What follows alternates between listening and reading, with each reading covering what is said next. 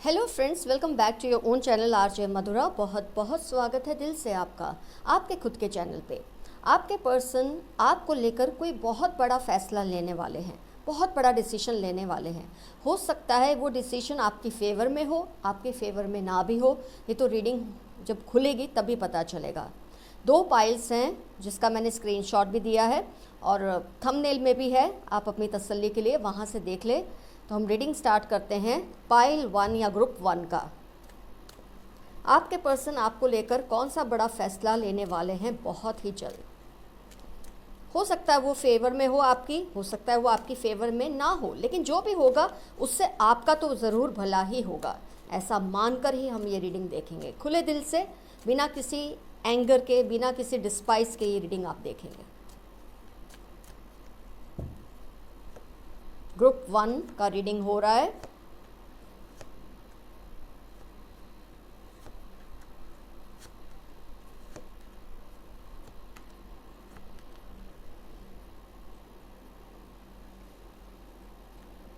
Group 1 जनवरी से जो शुरू हो रहा है वो है ग्रुप 1। पहले हम आपका रीडिंग ले रहे हैं।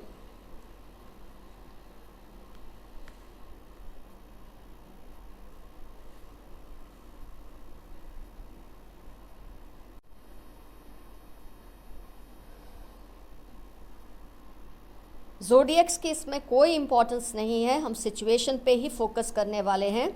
तो आइए सिचुएशन को एनालाइज करते हैं जल्दी से जल्दी, ताकि आपको पता चल जाए कि वो क्या फ़ैसला लेने वाले हैं आपको लेकर। सबसे इम्पॉर्टेंट कार्ड है लवर्स कार्ड जो आ चुका है। आप दोनों में बहुत प्यार है, लेकिन आप दोनों के बीच में थर्ड पार्टी सिचुएशन हुई थी, क्रिएट हुई थी थर्ड पार्टी सिचुएशन। हो सकता है ये थर्ड पार्टी आपके पर्सन को बहुत पहले से जानने वाला या जानने वाली पर्सन होगी, या थर्ड पार्टी ऑपोजिट जेंडर का मेल या फीमेल ही है।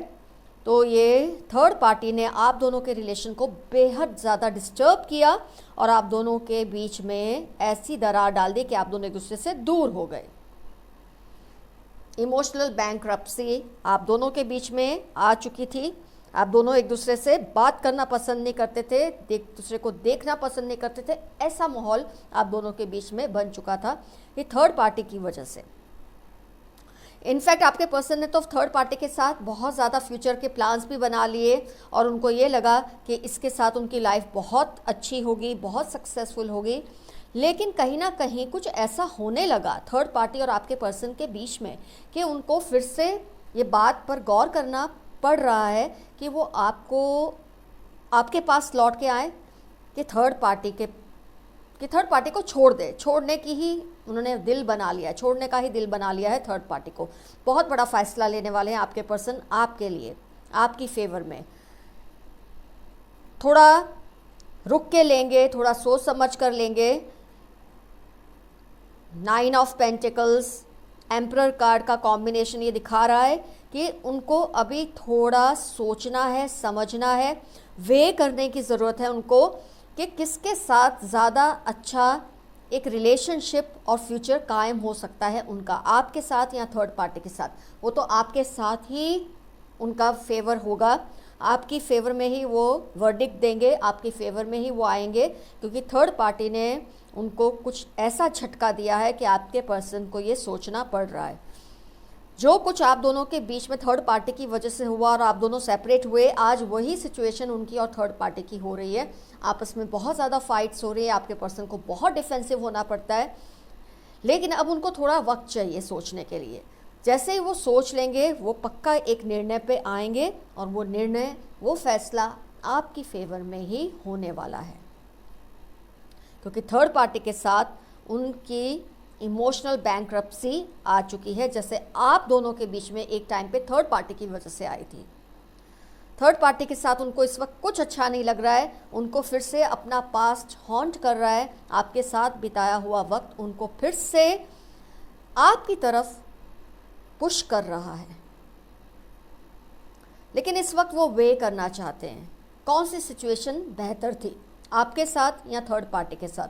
ऑब्वियसली वो तो इस वक्त वो कन्फ्यूजन में है, सोच रहे हैं, बैलेंस करना चाहते हैं अपने रिलेशनशिप को, तो बहुत कुछ आपके बारे में जो कुछ भी नेगेटिव बातें थी उनके मन में वो उभर कर आएंगी इस वक्त, उसमें कोई शक नहीं है। वो सोचेंगे, उनको थोड़ा बहुत ऐसा भी होगा कि नहीं जाना है वापस आपके पास, नहीं लौटना है, थर्ड पार्टी ही ठीक है। लेकिन कहीं ना कहीं थर्ड पार्टी के साथ जब वो यही महसूस कर रहे हैं जो आपके साथ किया था, जो कॉन्फ्लिक्ट्स आप दोनों में हुए थे वही थर्ड पार्टी के साथ हो रहे, तो कहीं ना कहीं इंसान को लगता है तो मेरा एक्स क्या बुरा था, उसके साथ लाइफ क्या बुरी थी, अगर ये सब करने के बाद वही सिचुएशन में अगर आना था तो एक्स के साथ क्या बुरा था। तो इस वक्त वो आपके बारे में सोचने लगे हैं, आपके और उनके रिलेशनशिप को बैलेंस करने की सोच रहे हैं, कैसे बैलेंस किया जा सकता है। जो कुछ भी डिस्टर्बेंसेस आप दोनों के बीच में थर्ड पार्टी की वजह से आई थी, उसके लिए उनको कुछ तो स्टोरी बिल्डअप करनी पड़ेगी, कुछ तो क्लैरिफिकेशंस बिल्डअप करने पड़ेंगे, आपको कन्विंस करने के लिए कुछ आर्ग्यूमेंट्स देने पड़ेंगे, जिसकी तैयारी में वो लग चुके हैं, जिसके बारे में वो सोचना शुरू हो चुके हैं। तो बहुत जल्द ऐसा कदम वो उठाएंगे जो आपकी तरफ होगा, क्योंकि थर्ड पार्टी के साथ उनको कोई सुकून नहीं मिल रहा। जो सुकून की तलाश में उन्होंने आपको शायद अपने से दूर किया और थर्ड पार्टी के पास गए, जो कुछ आपके साथ फील किया वही सब वहाँ भी दोहरा रहा है। पर आपके साथ कम से कम एक सुकून उनको था कि आप दोनों एक दूसरे को बहुत अच्छी तरह से जानते थे इतने टाइम से।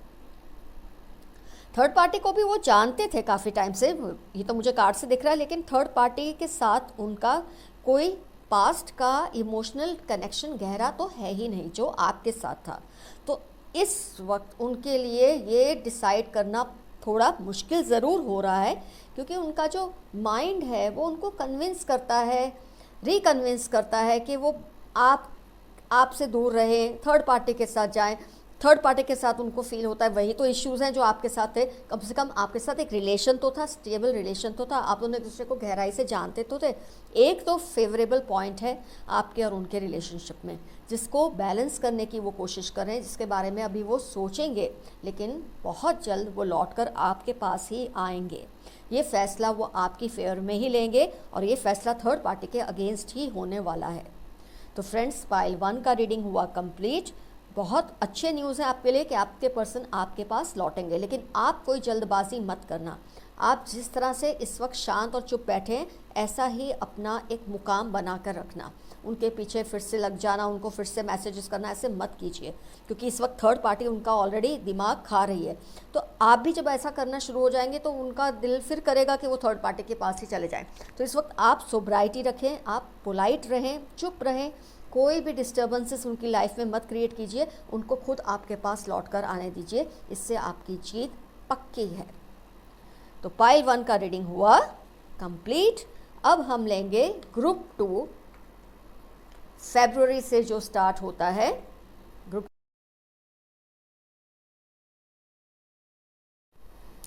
ग्रुप 2 फरवरी से जिनकी पाइल स्टार्ट हो रही है, अब आपका टर्न है। आइए देखते हैं आपके पर्सन कौन सा बड़ा फैसला लेने वाले हैं आपको लेकर।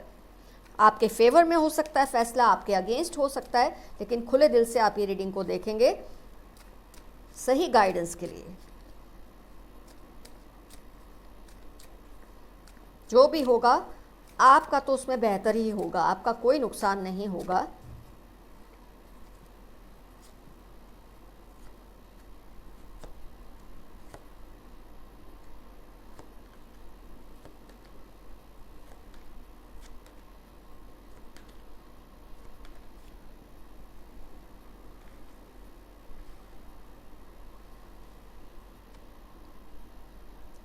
ज़ोडिएक्स का कोई महत्व नहीं है इसमें।